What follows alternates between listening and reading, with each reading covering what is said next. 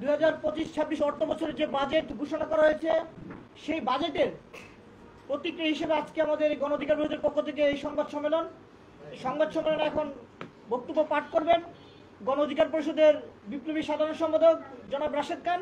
এই সংবাদ সম্মেলনে উপস্থিত রয়েছেন দলের যুগ্ম সাধারণ সম্পাদক জনাব জিল্লু খান, উচ্চতর পরিষদের সদস্য জনাব আব্দুল জাহের, উচ্চতর পরিষদের সদস্য জনাব শহীদুল ইসলাম ফাহিম। এখন বক্তব্য রাখবেন জনাব রাশেদ খান।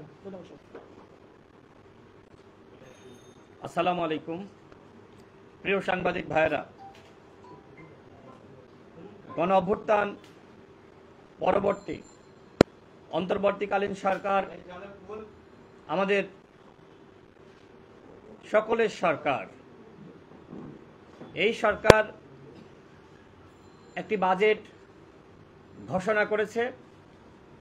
আমরা সরকারকে সাধুবাদ জানাই।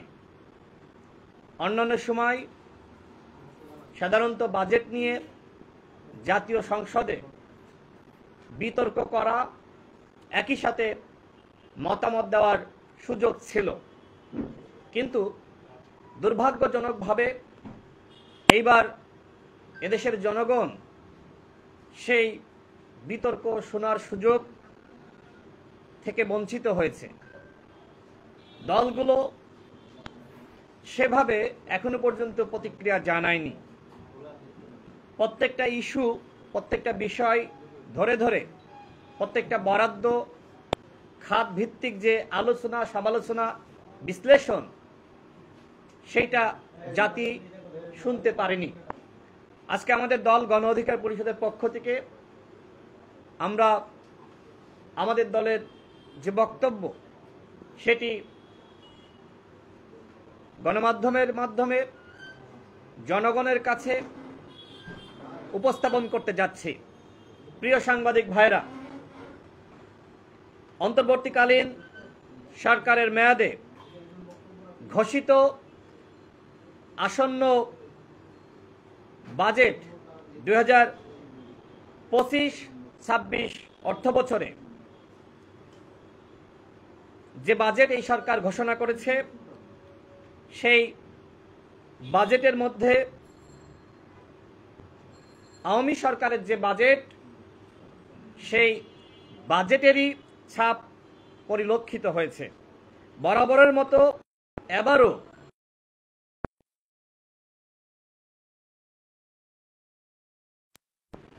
যা ব্যাংক ঋণ ও বৈদেশিক কে পূরণ করা হবে, অর্থাৎ এবারের বাজেটেও বিদেশ নির্ভরতা কমানো যায়নি।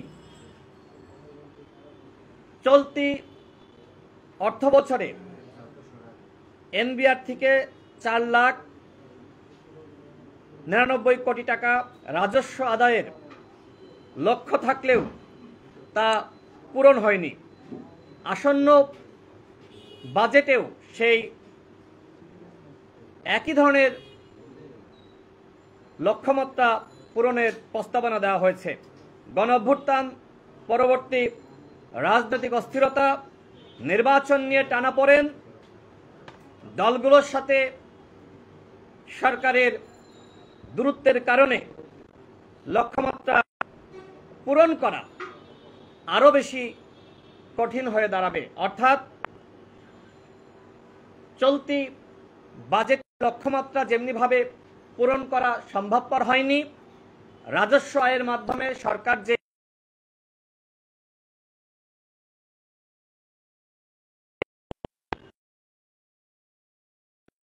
পূরণ করতে চায় সেটি সম্ভবপর। এবারের বাজেটে সুদ ব্যয়ের জন্য বরাদ্দ রাখা হয়েছে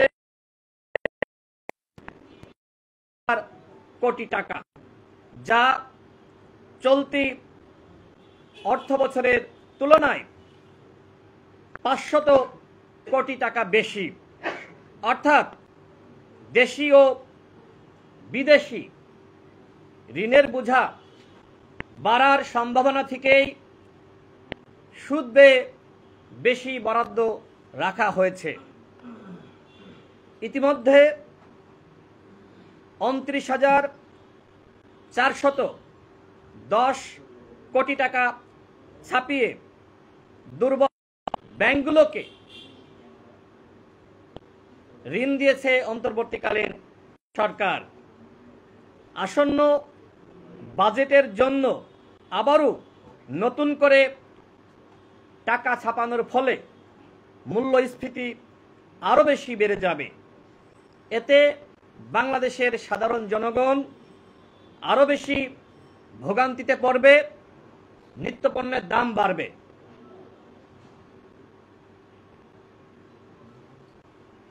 আসন্ন বাজেটে গড় মূল্যস্ফীতি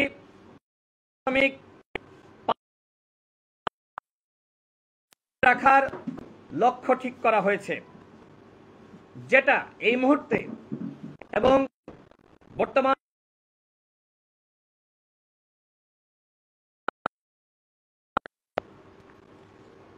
বর্তমানে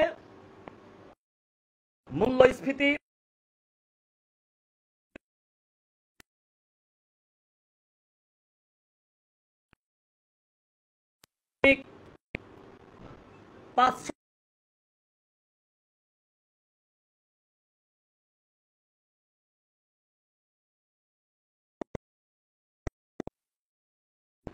পরবর্তী সরকার কর্মসংস্থান নিয়ে বিশদ পরিকল্পনা প্রকাশ করবে বলে আমরা মনে করেছিলাম, কারণ চাকরিতে কোটা সংস্কার বা বৈষম্য দূরীকরণের আন্দোলন থেকেই গণ অভ্যুত্থান রচিত হয়।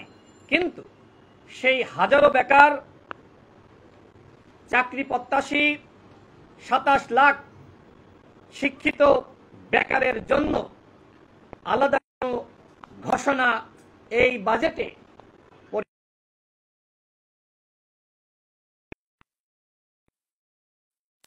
ও ব্যয়ের মধ্যে যে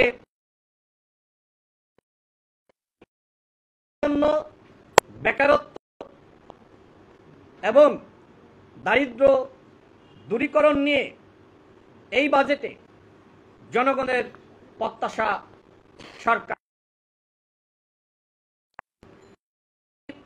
কর্মকর্তা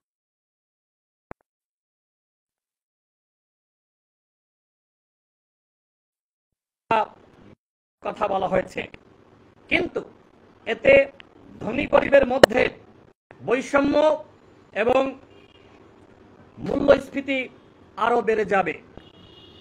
সমাজ ও রাষ্ট্রে সাম্য প্রতিষ্ঠায় সরকারের চিন্তা এই বাজেটে প্রতিফলিত।